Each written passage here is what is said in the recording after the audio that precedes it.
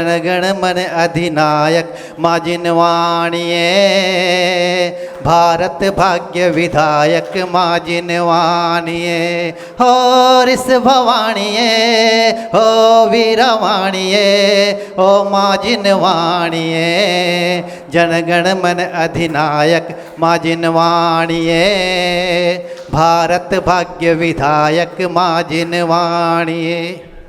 दर्शन ज्ञान चरित की भाषा, 10 लक्षण की तू परिभाषा हो। दर्शन ज्ञान चरित की भाषा, 10 लक्षण की तू परिभाषा, सुर नर मुनियों की तू आशा, भारत की माँ तू अभिलाषा, सच्चा मार्ग बताए माँ जिनवाणिये, भारत भाग्य विधायक माँ जिनवाणी, जनगण मन अधिनायक माँ जिनवाणिये, भारत भाग्य विधायक माँ जिनवाणी। इसके पश्चात हम सभी भक्तगण गुरुवर से विनम्र निवेदन करते हैं कि कृपया वे अपना मंगल प्रवचन दे के हमें कृतार्थ करें, हमें धन्य करें। नमोस्तु गुरुदेव, नमोस्तु। ओम नमः सिद्धेभ्यः।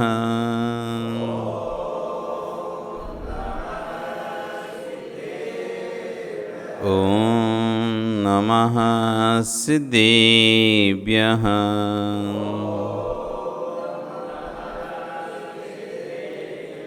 ओम नमः सिद्धेभ्यः।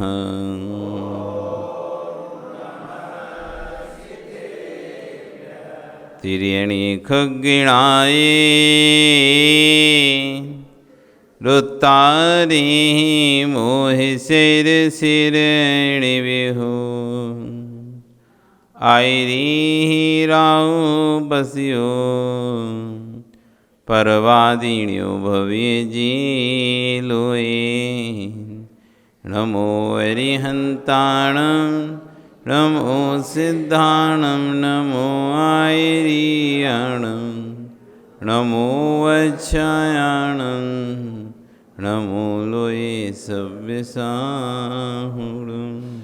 बोले अनंतानंद से परमेष्टि भगवानी की, आदिरोम आदिनाथ भगवानी की, वर्तमान शासनिक महावीर भगवानी की, आचार्य श्री 108 कुलभद्र स्वामी महाराज की, गणाचार्य आचार्य विराग सागर जी महाराज की, आचार्य गुरु श्री अक्षर विश्व सागर जी महाराज की, अहिंसा में विश्व धर्म की।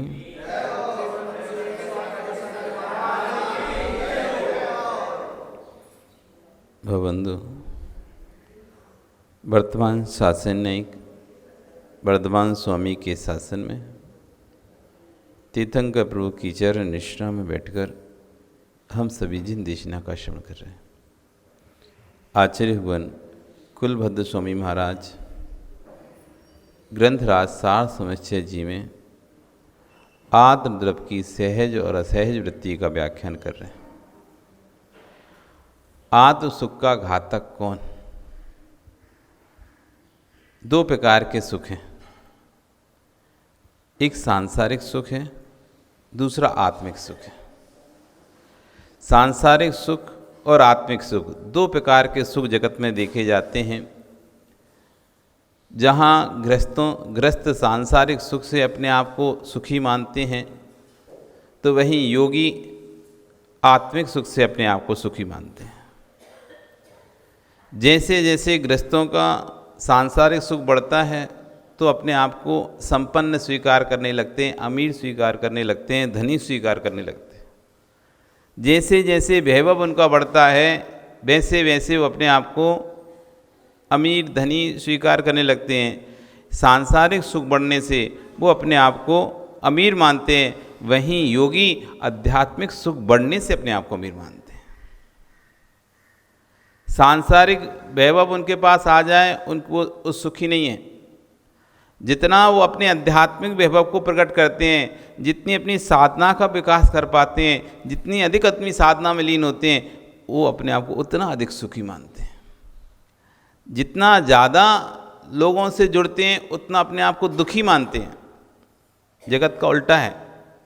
संसार जितना लोगों से, संसार के सांसारिक जीव, गृहस्थ जीव जितना लोगों से जुड़ते हैं वो अपने आप को सुखी मानते हैं। वहीं योगी जितना लोगों से अधिक जुड़ता है उतना अपने आप को दुखी मानता है। जितना दूर जाता है, जितना हटता है, उसे उसमें सुख आता है। ये दो सुख, सांसारिक सुख, आध्यात्मिक सुख, इन सुखों का शत्रु कौन? इस आध्यात्मिक सुख का शत्रु कौन? तो आचार्य भगवान यहाँ पर बता रहे हैं कि सांसारिक सुख तो दुखीभूत हैं।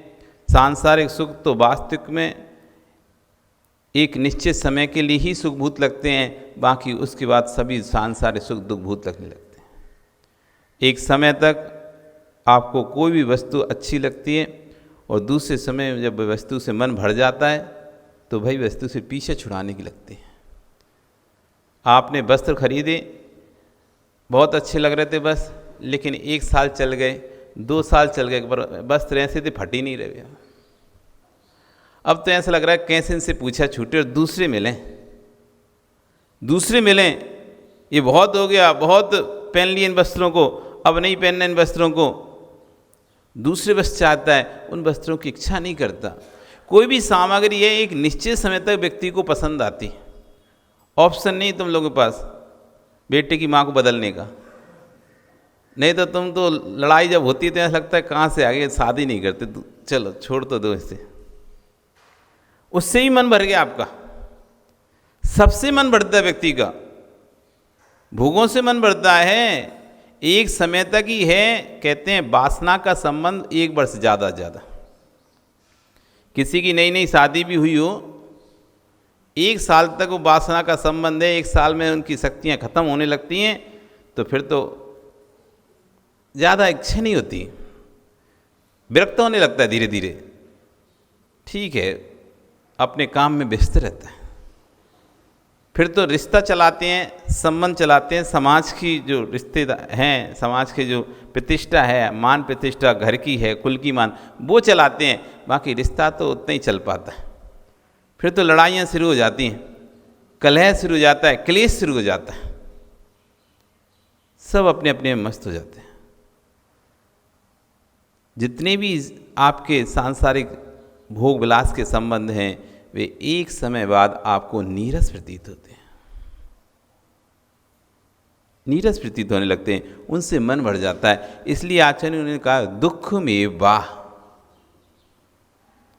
ये जितने भी संबंध हैं, जितनी भी वस्तुएं संयोग से हमें मिली हैं, सांसारिक सुख जो हमें दिखाई दे रहे हैं, वे दुख ही हैं। क्योंकि एक समय तक ये सुख प्रतीत होता है, लेकिन अगले क्षण ही इनसे दुख मिलने लगता है। एक समय पहले लग रहा था एसी हो जाए, एसी रहे, बहुत गर्मी पड़ रही है, मौसम ने ऐसी गड़बड़ ली, अगले दिन ऐसा लगा कि ये बंद कर दो, ये चला नहीं देना, बहुत ठंडी लग रही है। जो वस्तु सुख दे रही थी, अब वो वस्तु कोई चला दे तो दुख देने लगती है। वही वस्तु दुख देने लगती है। जो वस्तु हम खुशी खुशी खरीद कर लेकर आते हैं, लेकिन अब वही को यदि मांगने लगे तो ये लगता है कहाँ से लाके सर रख ली इसको, नहीं लाते उससे अच्छा तो वही अच्छा था, लाके और पटक लिए, अब परेशान हो रहे हैं। यदि हमारे मन माफी को काम ना करे वस्तु तो कैसा दुख होता उसका, क्यों लेके आ गए, इससे अच्छे तो लेते नहीं इसको। ऐसे हर वस्तु में एक समय बाद दुख भूत होने लगता है। तो आचार्य कह रहे हैं कि वास्तविक सुख तो आत्मिक सुख ही है, लेकिन इस आत्मिक सुख से व्यक्ति वंचित क्यों है? क्या कारण है? कौन ऐसा कारण है जिस आत्मिक सुख में हमारी बाधा डाल रहा है? तब आचार्य कहते हैं 3 शत्रु हैं इस आत्मिक सुख के। इसने इन 3 शत्रुओं पर विजय प्राप्त कर ली, वह आत्मिक सुख को प्राप्त कर सकता है। कौन कौन से 3 शत्रु? काम क्रोध तथा मोह त्रयो एते महाद्विषा एतेना निर्जिता यावत् तावत् सौख्यम कुतो नृणाम। काम क्रोध तथा मोह, काम यानी वासनाएं, इच्छाएं, क्रोध और मोह, ये तीन शत्रु, ये संसार जितना भी चल रहा है ये वासना के वशीभूत होकर चल रहा है। यदि इच्छाएं वासनाएं नहीं होती तो व्यक्ति शादी क्यों करता, शादी नहीं करता गृहस्थी क्यों बसाता, गृहस्थी नहीं बसाता तो व्यापार की जरूरत ही नहीं थी। इतना जितना स्वयं के लिए जरूरत नहीं है उससे ज़्यादा परिवार के लिए हम मेहनत करते हैं। आपको स्वयं के लिए कितना खाना है, स्वयं के लिए कितनी रोटी लगेंगी, स्वयं के पेट भरने के लिए कितना पैसा लगेगा। स्वयं के लिए हम कम करते हैं पर दूसरों के लिए, परिवार के लिए हम पूरा करते हैं। जो गृहस्थी बसाई है उसी के मकड़ जाले में ही तो फंसे हम, और घर के लिए तो कर रहे हैं, बेटों की पढ़ाई के लिए। संजय किसके लिए कमा रहे हैं? बेटों की पढ़ाई के लिए, बेटों की शादी के लिए, बेटी की शादी के लिए, बेटों की पढ़ाई के लिए, अच्छी ऊंची ऊंची एजुकेशन दिलाने के लिए लाखों रुपए लगता है। उसके लिए आप दिन रात मेहनत कर रहे हैं। तुम्हारे लिए कितना चाहिए? एक जोड़ी कपड़ा खरीद लेते हो तो वो भी सालों साल चलता है, वो भी सालों साल चलता है। ये गृहस्थी बसी क्यों? क्योंकि अपने वासना पे एक नियंत्रण नहीं हो पाया, वासना पे नियंत्रण नहीं कर पाए तो शादी करनी पड़ी, और शादी की तो गृहस्थी बसी। अब गृहस्थी में अब त्रस्त हो गए, अब उसमें फंसे हो, इसलिए तुम आध्यात्मिक सुख से दूर हो गए हो। जो वासनाओं पर नियंत्रण कर लेता है, जो अपनी इच्छाओं पर नियंत्रण कर लेता है, ऐसा व्यक्ति ही आत्मिक सुख को प्राप्त कर सकता है। जो वासनाओं पर नियंत्रण नहीं कर सकता है, ऐसा व्यक्ति कभी आध्यात्मिक सुख को प्राप्त नहीं। जब भी आध्यात्मिक सुख प्राप्त करना होगा, यहाँ तक कि अन्य दर्शनों में भी, जैन दर्शन में तो कहते ही हैं, अन्य दर्शनों में भी यदि चर्चा करें तो जब भी वो अध्यात्म की चर्चा करते हैं या अध्यात्म की अनुभूति करने के लिए वो भेद धारण करते हैं, तब उनको भी ब्रह्मचर्य व्रत का पालन करना पड़ता है, वासनाओं से दूर होना पड़ता है। वासनाओं के का और अध्यात्म का 36 का आंकड़ा है। यदि काम वासनाएं आपकी नष्ट नहीं हो रही तो कभी भी आप आत्मिक सुख को प्राप्त नहीं कर सकते, कभी भी आत्मिक सुख को प्राप्त नहीं। आत्मिक सुख जब भी प्राप्त करना होगा, जब भी आत्मिक सुख मिलेगा, आपको वासनाओं पर नियंत्रण करना पड़ेगा, अपनी इंद्रियों पर नियंत्रण करना पड़ेगा, तब जाके कभी आत्मिक आध्यात्मिक सुख हम प्राप्त कर पाएंगे। तो इसलिए कहा है शत्रु है काम। काम मतलब वासना, इच्छाएं, अभ्रम, ये शत्रु है हमारा, अध्यात्म सुख को प्राप्त नहीं करने देता। दूसरे कह रहे हैं क्रोध को हो, 4 कसाएं हैं, क्रोध मान माया लोभ। कितनी कसाएं हैं? क्रोध मान माया लोभ 4 कसाएं हैं। इन 4 कसाओं में जो क्रोध कसा है वे सारा काम बिगाड़ती है। आपका कितना भी अच्छा माहौल बना हुआ हो, एक दिन क्रोध कर दो, सारा माहौल खत्म। क्योंकि मान माया लोभ ये जल्दी से दिखाई नहीं देती। ये 3 कसाएं अंतरंग की कसाएं रहती हैं तो दिखाई नहीं देती, ऊपर से दिखाई नहीं देती। जैसे आप मायाचारी कर रहे हो, अब पता ही नहीं चल रहा सामने वाले को तो उसके साथ मायाचारी कर रहे।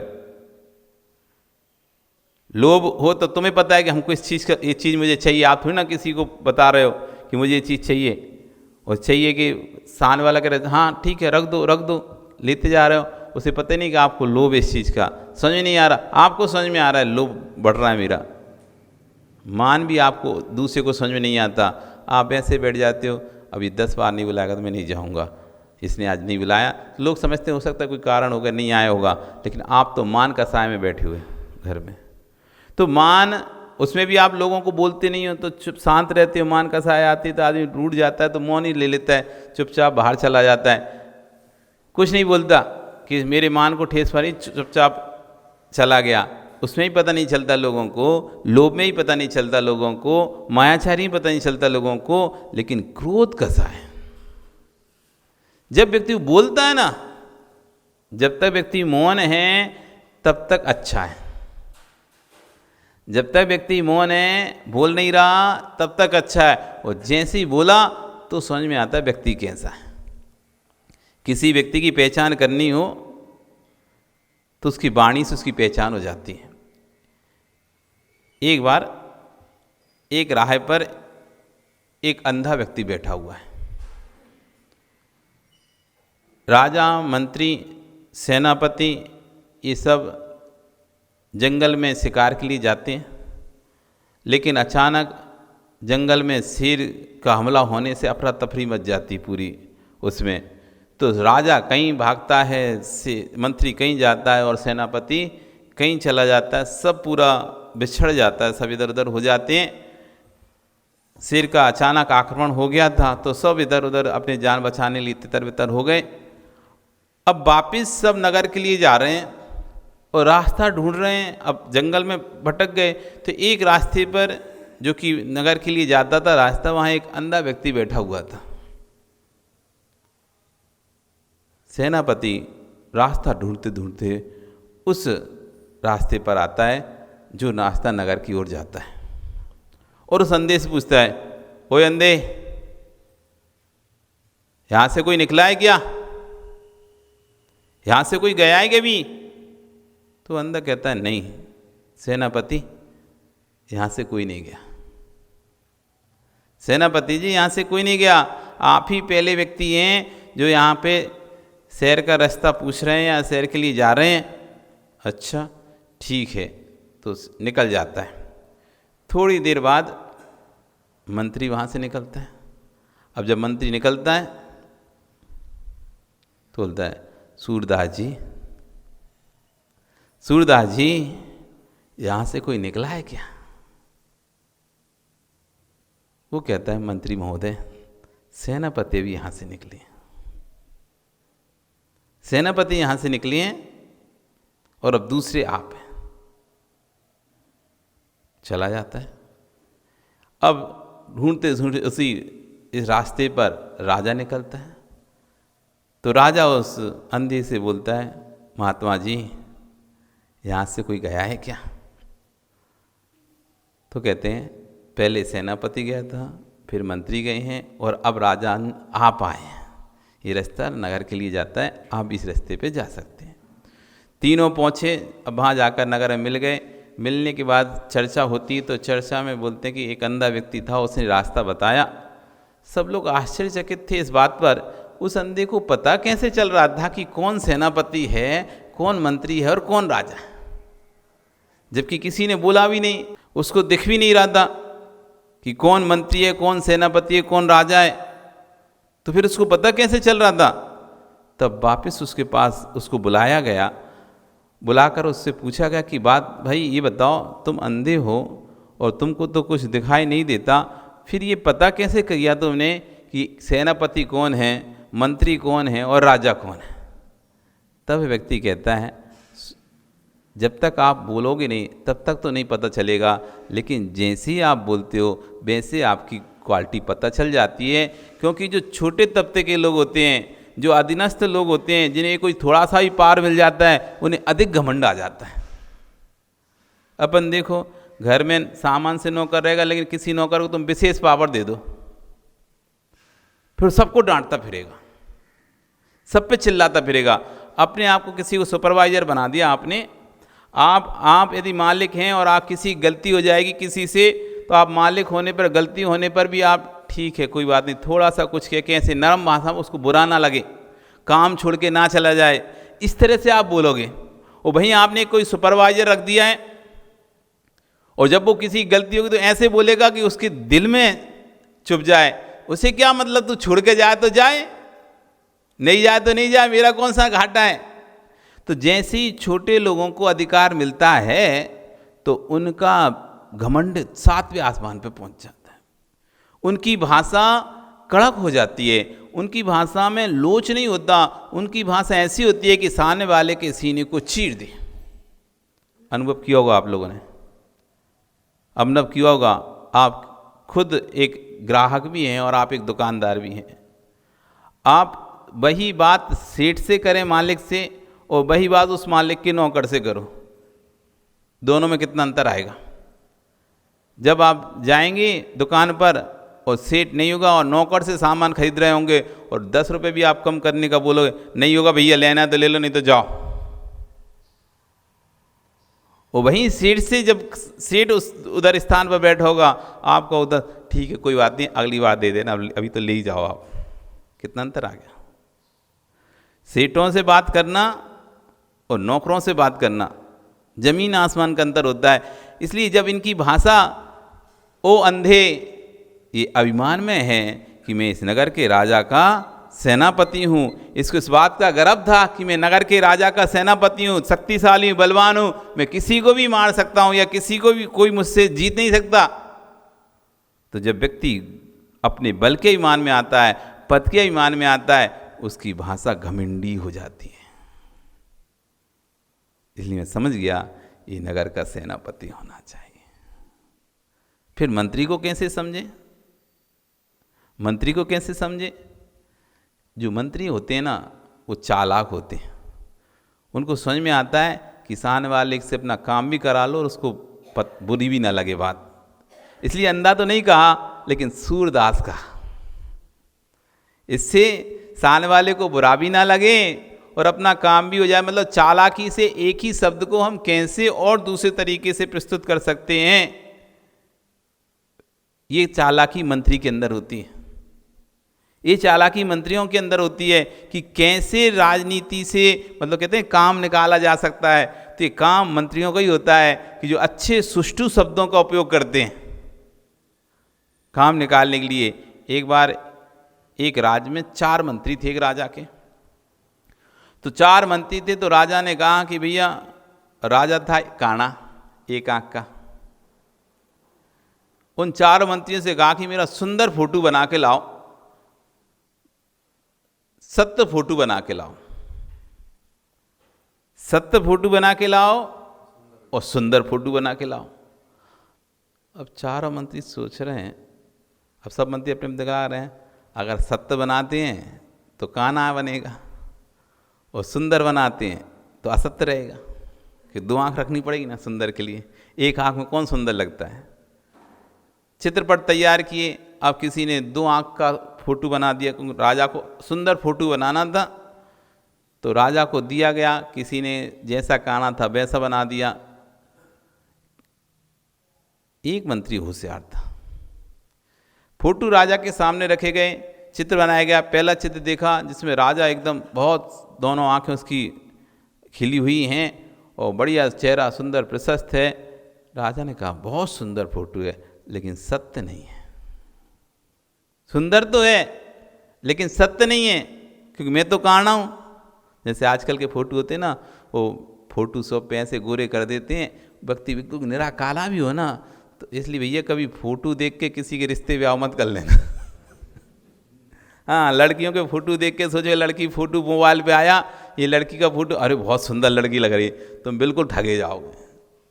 बहुत सुंदर, क्योंकि फोटो आजकल तुम्हारे फिल्टर के साथ ही खींचते हैं और इतने अच्छे से खींचते हैं कि शरीर के जितने भी धब्बे दाग धब्बे कुछ भी हो, कुछ भी नहीं दिखाई देता। इतना सुंदर एडिटिंग होता है, इतना सुंदर एडिट होता है कि आप कहोगे इतना सुंदर। आजकल आधे तलाक तो इसी पे हो जाते हैं कि पहले शादी के समय इतना मेकअप कर लेते, इतना मेकअप, इतना सब कुछ फोटो देखे थे और मेकअप में रूप में देखा था, बहुत सुंदर लड़की थी, लेकिन शादी के बाद जब मेकअप उतरा अगले दिन देखा ये वही है कि जिससे शादी हुई है।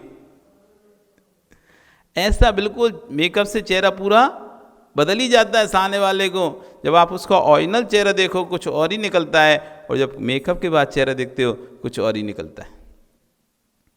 सुंदर तो है लेकिन सत्य नहीं है फोटो।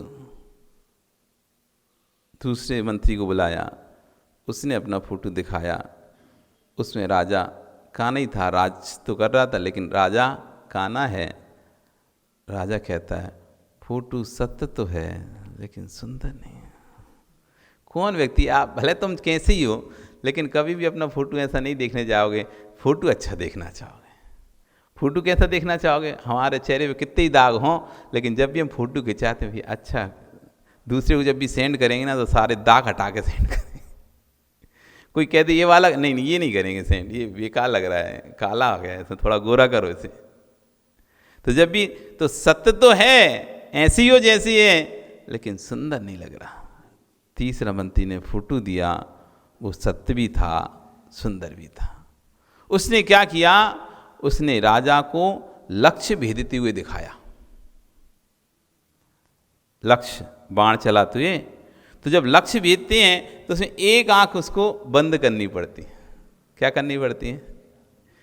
उसमें तो नहीं पता चलता ना काना है कि अंधा है, वहाँ तो ऑलरेडी एक आंख बंद नहीं कोई भी होगा, दो आंख वाला भी होगा, उसको भी आंख बंद करनी पड़ेगी एक। तो लक्ष्य भेदते हुए जब फोटो दिखाया, उसमें एक आंख बंद है और एक आंख से राजा अपना लक्ष्य भेज रहा है। उसमें ना तो ये पता चल रहा कि राजा काना है, ना ये समझ में आ गया राजा की दो आंखें हैं। तो एक आंख तो बंद है ना, और लक्ष्य में जो जो लक्ष्य भेदेगा उसकी एक आंख नियम से बंद रहेगी। सुंदर भी था, सत्य भी था, सुंदर भी था, सत्य भी था। तो मंत्री की विशेषता होती है, वो इस तरह से बात करते हैं, इस तरह से कार्य करते हैं कि दूसरे को बुरा भी ना लगे और अपना काम भी हो जाए। तो जैसे इन्होंने सूरदास बोला, मैं समझ गया ये नियम से मंत्री होना चाहिए। इसलिए हमने कहा कि मंत्री महोदय ये रास्ते पे सेनापति गए। फिर राजा को कैसे पहचाना? तो कहते हैं कि राजा प्रजा का पालक होता है। राजा सबको ऊंची दृष्टि से देखता है। जैसे पिता, बेटा कितना भी खराब हो, लेकिन पिता के लिए बेटा तो खराब नहीं होता, अच्छा ही होता है। और जब भी राजा लोग होते हैं, उनकी भाषा उत्कृष्ट होती है। राजा लोगों की भाषा उत्कृष्ट, जितने भी ऊंचे लोग होंगे उनकी भाषा भी ऊंची होगी, ध्यान रखना। जैसे व्यक्ति कुल में उत्पन्न होता है उसकी भाषा वैसी होती है। नीच कुल में उत्पन्न होने वाले की भाषा नीची दिखाई देगी, आपको खड़ी भाषा दिखाई देगी, कड़क भाषा दिखाई देगी, दिल को चुभने वाली भाषा दिखाई। लेकिन उच्च कुलीन परिवार में, अभी आप तो एक मध्यम परिवार में, आप कभी और ऊंचे परिवारों में जाएं, पैसे वाले परिवार में और जाएंगे ना, तो वहाँ की भाषा आप जब भी आपस में बात करें, जी करके बात करेंगे, आपस में चर्चा करेंगे, सम्मान से एक दूसरे तू तड़ाके की बात नहीं करेंगे। घर में भी बात करेंगे आपस में तो सम्मान से, एक दूसरे से सम्मान से बात करेंगे, चाहे पति पत्नी से करें, बेटे से करें, माँ से करें, भाई से करें, सबसे सम्मान से बात करेंगे। एक स्टैंडर्ड है ना, हाई स्टैंडर्ड का, तो भाषा भी वहाँ पर हाई स्टैंडर्ड की होती है। वहाँ पर आपको समझ में आ जाता है, अरे यार अपन तो कुछ भी बोल देते हैं, ये लोग तो कितने संभल के बोलते हैं, कितने सम्मान से बोल रहे हैं, एक दूसरे से कम बोल रहे हैं, कम बोलते हैं, सम्मान से बोलते हैं। और भाषा में एक सौष्ठव होता है, एक लहजा होता है, तू तड़ाके की बात नहीं निकलती। अभी आप गए हो तो नहीं पता, लेकिन जैसे जैसे आप आदि बड़े लोगों के संपर्क में आते जाओगे, बड़े बड़े लोगों के संपर्क में आते जाओगे, आप भाषा देखेंगे, उनकी भाषा बहुत सटीक और कम होगी। सुनिए, ऊंचे ऊंचे प्रोफेसर जैसे जैसे संपर्क में बढ़ोगे तुम, नीचे जैसे बकर बकर करते हैं ना मास्टर, वैसे करने वाले नहीं मिलेंगे। आप कलेक्टर के पास चले जाओ, एसपी के जाओ, जैसे जैसे ऊंचे पद पर बैठने वाले लोग होते हैं, राज्यपाल के पास जाओ, मंत्री संत्री के पास, बड़े बड़े उनके पास जाओ, देखो आप भाषाएं कितनी कम हो जाती बोलने की। पढ़ा लिखा व्यक्ति होगा और ऊंचे पद पर होगा, लिमिट की बात करेगा, काम की बात करेगा और सुष्ठु भाषा बात करेगा। हीन व्यक्ति तो बात बात पर गाली देता है, गालियों से बात शुरू करता है और चकार मकार की भाषाएं बोलता है। संघ में हम थे, आचार्य भगवान सबसे पहले भाषा सुधरवाते हैं हमारे। जगह जगह के हम सब लोग आते हैं, इकट्ठे होते हैं, सब कोई गांव से आ रहा है, कोई शहर से आता है, कोई कहीं से आता है, तो सबके परिवार का माहौल अलग अलग है ना।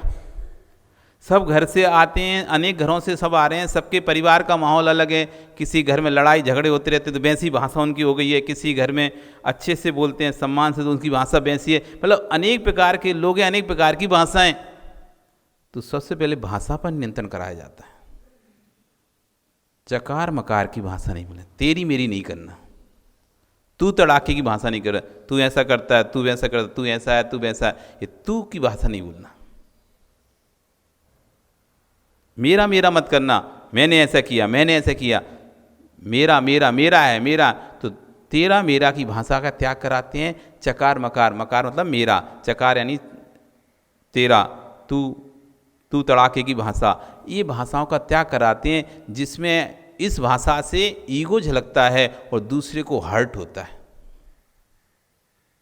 अपना स्वयं का बड़ाई झलकती है और दूसरे को नीचा गिराने के शब्द होते हैं। ऐसे शब्दों का त्याग कराते हैं। जब जब व्यक्ति कोई भी ऐसा शब्द बोलता है उसको टोक कर, नहीं, इन शब्दों को आप उपयोग नहीं करोगे।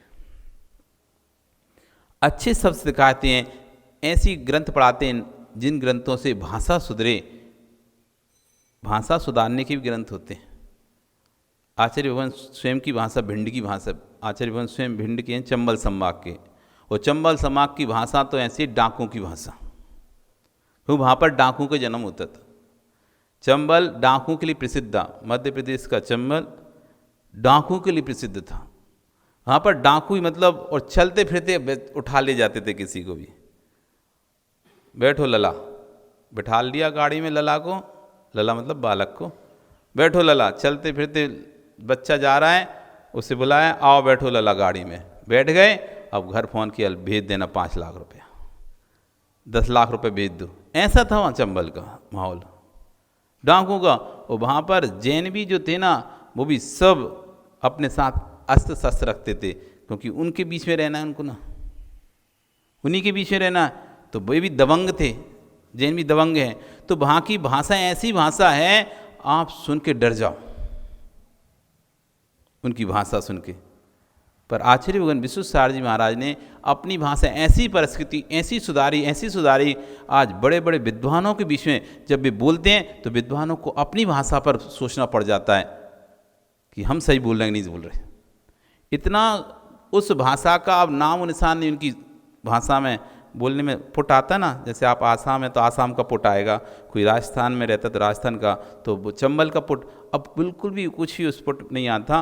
मतलब इतनी सुसंस्कृत और इतनी सदी हुई भाषा है आचार्य भगवान विश्वेश्वर महाराज जी की कि एक भी शब्द गलत नहीं पड़ता उनका। और इतने अच्छे से बोलते हैं कि पढ़ाई लिखाई नहीं है, 8वीं तक पढ़े हैं। आप सोचो, कोई ज़्यादा पढ़े नहीं लिखे हैं, पढ़े लिखे लोगों की जैसी भाषा उससे ज़्यादा उनकी भाषा सुंदर है।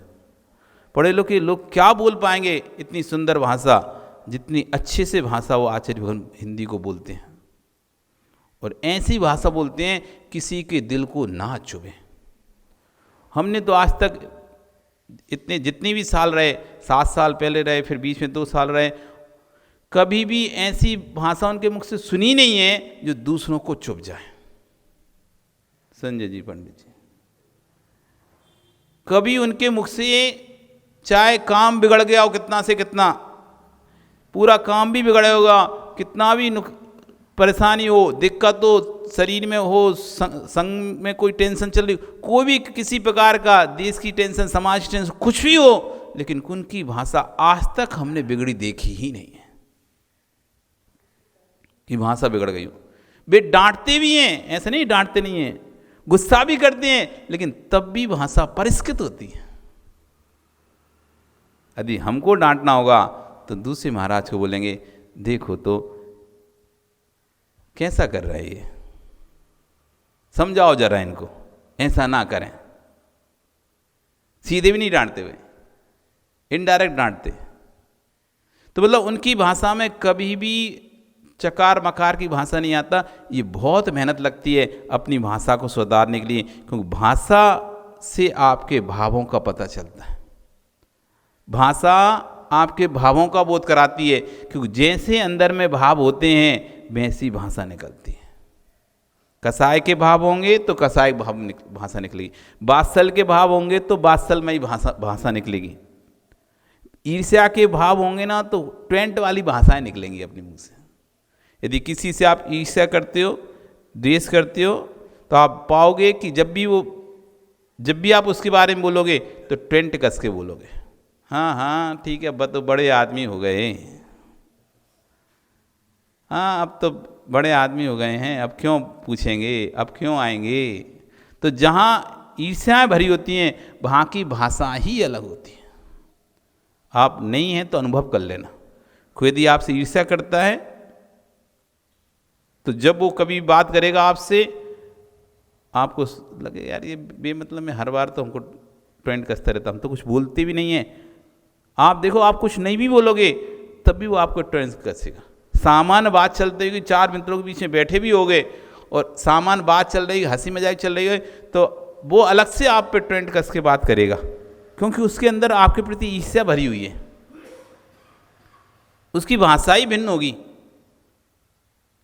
तो जैसे भाव अंदर होते हैं वैसी भाषाएं निकलती हैं।